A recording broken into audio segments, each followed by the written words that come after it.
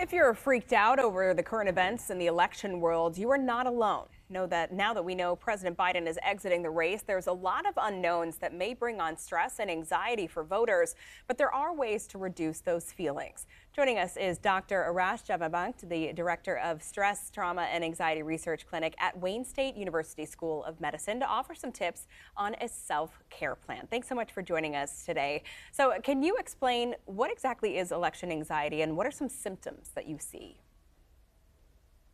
So you brought it up very well in the beginning, unknown and uncertainty. One of the big areas of anxiety, one of the big times that we feel more anxious is when we don't know what is going to happen about things that are dear to us or important to us. And this is one of those situations where the things are feeling very important to people, understandably, right? It's about the future of the country and about the next 4 to 8 years of what's going to happen in the country. But now it is also the time that anxieties have been extremely amplified. And that is because of the way our politics has been going on. Actually, I'm independent politically, but just an example, right?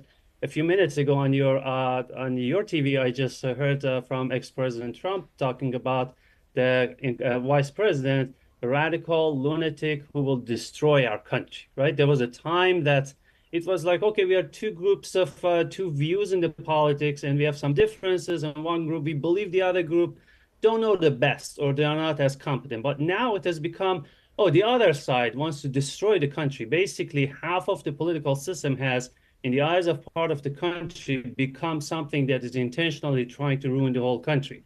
And same applies to the followers that we have, unfortunately, the way the media and the political system and the social media have run this show, we have got to the point that half of the country thinks the other half are extremely informed or even stupid, which is not correct. So that has intensified the level of anxiety, and a lot of people worry. I see it a lot in my patients. They are very much worried about the future of the country because they trust and they believe their leaders, which is we are evolutionarily, we are a tribal creature.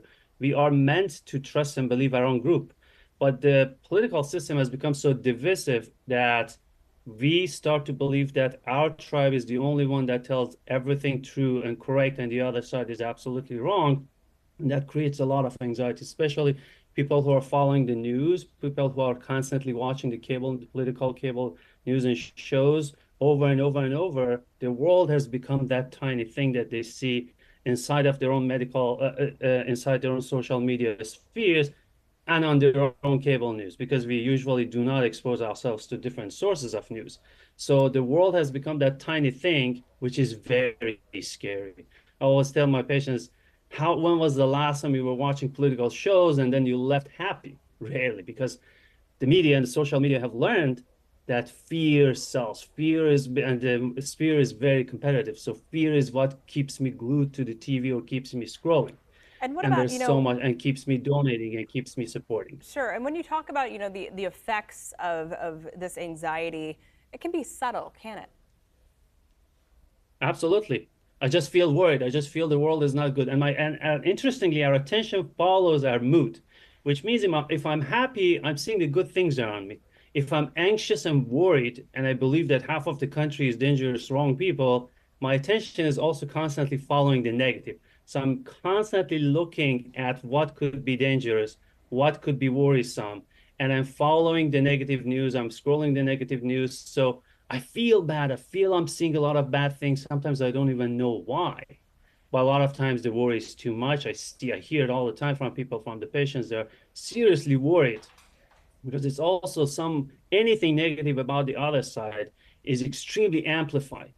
And the other part is we don't see the positive. We don't have much exposure.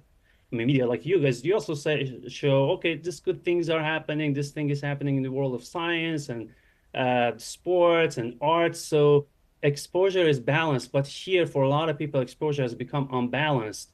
And they just feel they're living on edge, and they're in a state that they're constantly worrying about something going wrong because they're constantly being told that something can horribly go wrong. And, I assume in your profession, you encourage talking, right? Talking this through, talking about it. And then people say dialogue can be very helpful, very therapeutic if you do it the right way.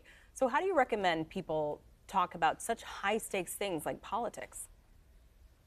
I think the first step is to accept that politics is not everything. For some people, it has become that, okay, if I'm at a Thanksgiving dinner, everything is about the differences or lack of differences we have in terms of politics. But in reality, you and I are two humans with a lot of facets, from our hobbies and interests and the food we like and places we want to go and the things we do, to political views, which is a very tiny piece. If I understand that the other person in front of me is not stupid, it's someone like me, they just hear different stories, then it's easier to focus on those positive aspects. And then sometimes we can also talk about the negative. And I think something that our leaders have forgotten, we at our personal level, we have to do, which is accept the fact that I myself and my team don't know everything the best and don't say everything the best and don't do everything the best. Be a little bit more open.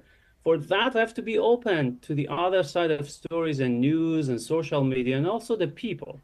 So in that Exactly. sense, Keeping we an open mind. reduce the It's intensity the of danger. When I feel less danger around me, it's easier to be able to listen better. Yes, you just said it, listening. That's the key.